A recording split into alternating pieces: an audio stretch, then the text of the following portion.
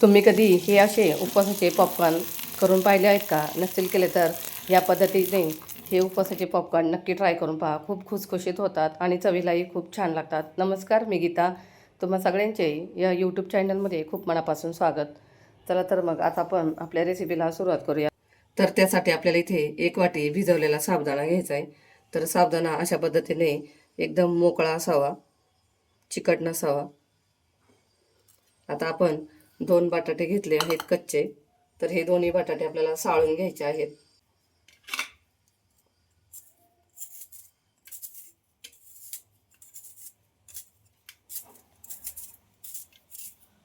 तर ते आपले दोन्ही बटाटे साळून झालेत. आता आपल्याला हे खिसून घ्यायचे आहेत.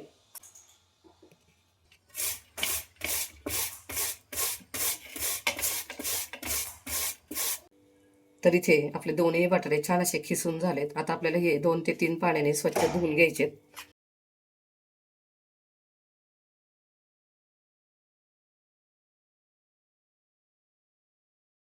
हे 2 ते 3 पाण्याने आपला बटाटा छान असा स्वच्छ करून झालाय.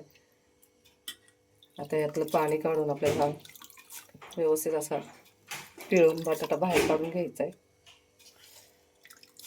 आणि हा बटाटा आपल्याला एका दुसऱ्या मोठ्या भांड्यात काढून घ्यायचा आहे.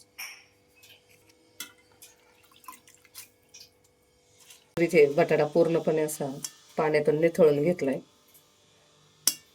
आता यामध्ये हा भिजवलेला साबुदाणा टाकायचा आहे. 1 चमचा चिली फ्लेक्स,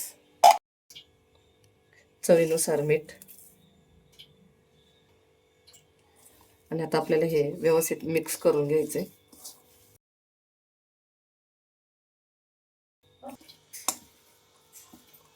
तर हे सर्व मिश्रण व्यवस्थित असं मिक्स करून झालेलं आहे. आता हे मिश्रण साईडला ठेवून आपण पाणी उकळायला ठेवूयात.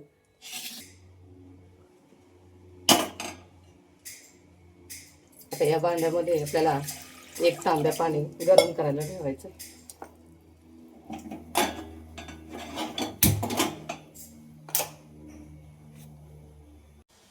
आता आपल्याला हे तयार केलेलं साबुदाणा आणि बटाट्याचं मिश्रण या भांड्यात टाकून घ्यायचंय.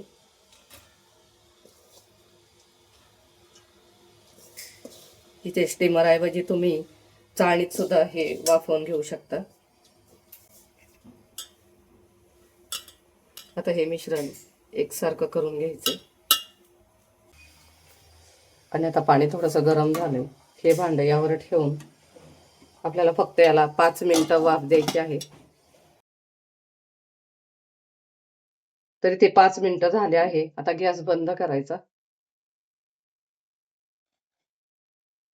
तरी ते तुम्ही पाहू शकता हे छान असं स्टीम झालंय. तर 5 मिनिटापेक्षा जास्त हे शिजवून नाही घ्यायचं.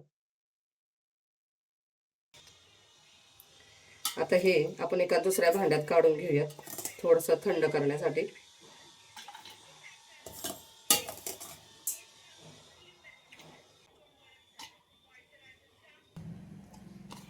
आता या मिश्रणाला थोडीशी वाफ कमी झाली की याला थोडंसं पाण्याचा हात लावून आपल्याला ह्याचे सांडगे करून घ्यायचे.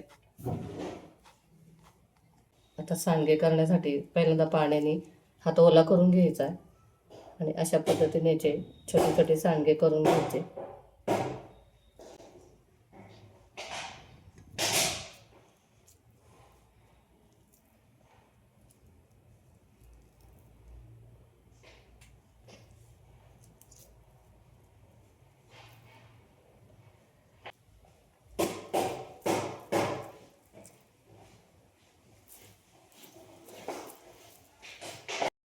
तरी ते आपले सर्व सांडगे तयार करून झालेत. आता हे 2 दिवस उन्हात वाळवून घ्यायचे. तर इथे हे सांडगे छान असे वाळलेले आहेत. तुम्हाला एक दाखवते. तर पहा असे पटकन निघत आहेत. तर चिटकूनही बसलेले नाहीत. मस्त असे सांडगे तयार झालेत.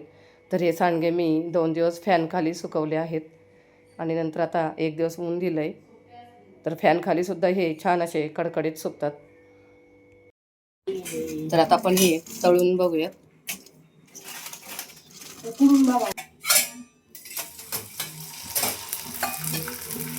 तर पहा किती मस्त असे हे फुललेत, किती मोठे मोठे झाले.